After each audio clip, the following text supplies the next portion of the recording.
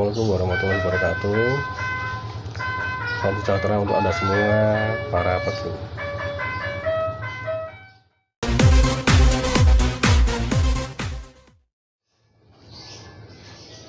Assalamualaikum warahmatullahi wabarakatuh. Salam sejahtera untuk Anda semua, khususnya para pecinta aglonema dan kucing. Masih bersama saya Ponco di channel aglonema dan kucing.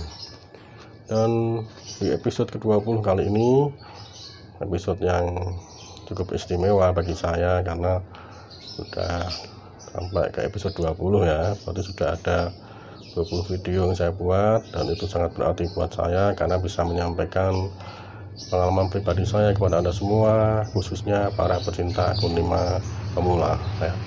Dan karena ini episode yang khusus istimewa, maka tema untuk episode kali ini adalah tentang aglonema, yaitu bagaimana cara merawat aglonema agar tumbuh dengan sehat dan subur. Seperti aglonema di samping saya ini ya, dia tumbuh dengan sehat dan subur ya, besar ini.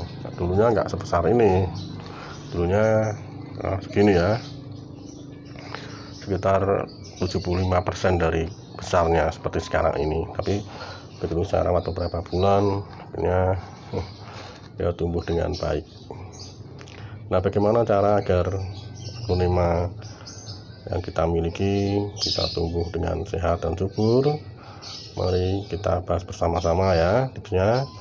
Tapi sebelum membahas bagaimana cara merawat aglonema agar tumbuh dengan sehat dan subur, jangan lupa bagi Anda, khususnya para pecinta aglonema pemula, untuk subscribe, komentar, like, dan jangan lupa tekan tombol lonceng untuk mendapatkan update tayangan-tayangan terbaru dari channel Aglocing.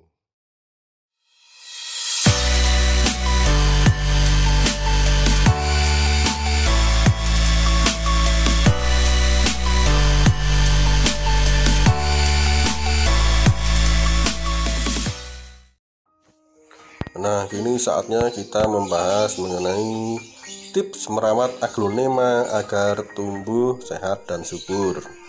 Bagaimana tipsnya? Yang pertama adalah menggunakan media tanam yang subur dan gembur. Media tanam adalah bagian yang sangat menentukan proses pertumbuhan aglonema, sehingga media tanam yang digunakan harus gembur agar memudahkan penetrasi akar dan tunas aglonema. Selain itu, media tanam harus dibuat lebih subur agar mendapatkan nutrisi yang cukup untuk berkembang. Ada 3 pilihan media tanam yang bisa dipilih ya. Yang pertama, campuran tanah, cocobit, arang sekam, dan kompos. Yang kedua adalah campuran tanah, sekam padi, dan pupuk kandang. Yang ketiga, campuran tanah, kompos, dan sekam padi. Demikian tadi mengenai media tanam. Lalu tips yang kedua adalah pilih pot yang kecil. Kenapa memilih pot yang kecil? Karena semakin besar pot, maka media tanam dalam pot akan semakin banyak. Semakin banyak media tanam, maka air yang tersimpan dalam pot akan semakin banyak pula. Apalagi kalau pakai media tanam yang tidak poros, maka akan semakin lama lagi air tertahan di dalam pot. Nah, ini dia. Hal ini bisa menyebabkan akar aglonema membusuk. Ketiga, siram secara berkala dan secukupnya saja.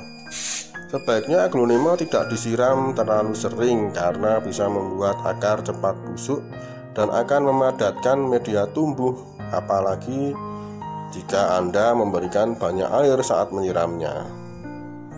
Kondisi ini bisa membuat potensi kehilangan unsur hara semakin tinggi. Siramlah dalam jangka waktu 2 atau 3 hari sekali saja ya, untuk menjaga agar media tanam tetap basah, agar suplai air dan nutrisi sang ratu daun tetap terjaga. Tips yang keempat, jauhkan paparan sinar matahari secara langsung ya, dan hujan. Jauhkan paparan sinar matahari langsung dan hujan. Tanaman hias aglonema sebaiknya diletakkan pada tempat yang teduh, tidak terkena cahaya matahari secara langsung, karena pada dasarnya habitat asli aglonema adalah tempat yang lembab dan teduh. Kontak matahari secara langsung dapat membuat warna daun berubah menjadi kuning dan layu.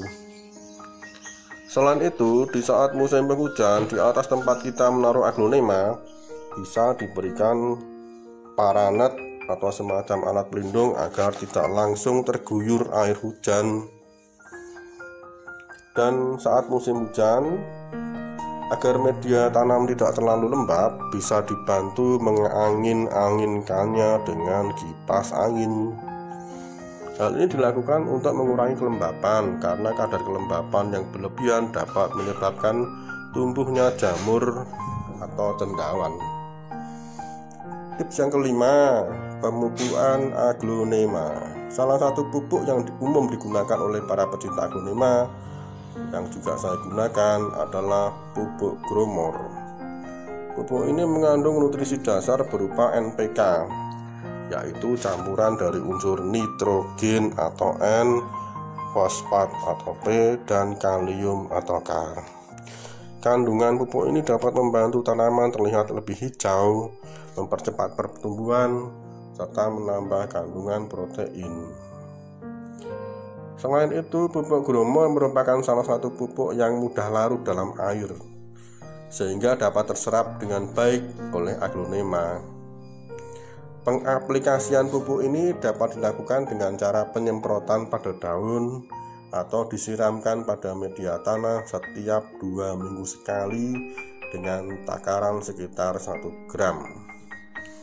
Sedangkan untuk vitamin, Anda bisa memberikan atau mengaplikasikannya dengan vitamin B1 ya, setiap 1 minggu sekali, 1 gram juga ya. Tips yang keenam, musnahkan penyakit dan hama secara rutin. Penyakit yang sering menyerang tanaman aglonema adalah layu fusarium yang disebabkan oleh jamur fusarium. Penyakit ini dapat ditangani dengan pemberian fungisida ya, bisa dibeli di toko tanaman hias. Anda juga harus memastikan kondisi daun dan batang bebas dari hama-hama yang dapat mengganggu dan merusak pertumbuhan aglonema. Beberapa di antaranya seperti laba-laba, kutu, tungau, hingga ulat bulu. Semprotkan sedikit pestisida untuk mengusir makhluk kecil yang dapat membuat aglonema layu, bahkan mati. Tips yang ketujuh, lap daun aglonema. Daun aglonema yang dibiarkan berdebu juga dapat mengundang penyakit loh ya. Lap bagian daun aglonema dengan spons halus agar warna dan coraknya tetap mengkilat dan sedap dipandang mata, seperti yang saya lakukan ya. Spons ditambah air jernih saja, nggak usah pakai campuran yang lain ya, cukup air saja. Oh ya, satu lagi tips yang sangat penting dalam merawat aglonema, yaitu tentang bahan baku air ya. Yang dimaksud bahan baku air adalah asal air kita menyiram ya, dari mana asalnya air saat kita menyiram. Di sini saya membahas ada 3 jenis asal air, yaitu yang pertama air hujan, kemudian yang kedua air ledeng, dan yang ketiga air sumur. Sebenarnya macam-macam air tersebut bisa digunakan untuk menyiram tanaman aglonema ya. Tetapi dari 3 jenis air tersebut, yang terbaik untuk menyiram tanaman aglonema adalah air sumur. Air sumur mengandung bermacam-macam mineral yang dibutuhkan oleh aglonema. Sedangkan air ledeng atau PAM banyak mengandung kaporit ya, yang bisa membunuh bakteri, menguntungkan pengurai kompos atau pupuk kandang. Nah ini dia. Kaporit ini bisa membunuh bakteri, menguntungkan pengurai kompos atau pupuk kandang. Sedangkan air hujan ini juga sering dipakai ya oleh pecinta aglonema. Sebenarnya air hujan ini miskin mineral ya, miskin mineral, mineralnya sangat sedikit dan pH-nya juga agak asam. Air hujan yang berlebihan diterima oleh aglonema atau diguyur air hujan begitu, itu dapat menyebabkan tanaman aglonema membusuk. Untuk mengatasi kelebihan air hujan, sebaiknya aglonema ditempatkan dalam ruang ya, ruang yang di atasnya tertutup, ada tutupnya atau semacam kanopi ya, atau itu ada jaring-jaring itu ya, itu dipakai itu supaya air hujannya tidak terlalu banyak turun mengenai aglonema.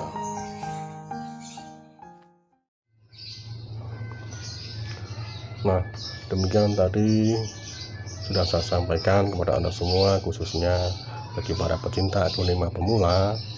Saya menyampaikan, menginformasikan berdasarkan pengalaman pribadi saya dalam merawat aglonema sehari-hari, yaitu tips mengenai bagaimana cara merawat aglonema agar tumbuh dengan sehat dan subur. Semoga bermanfaat untuk Anda. Assalamualaikum warahmatullahi wabarakatuh.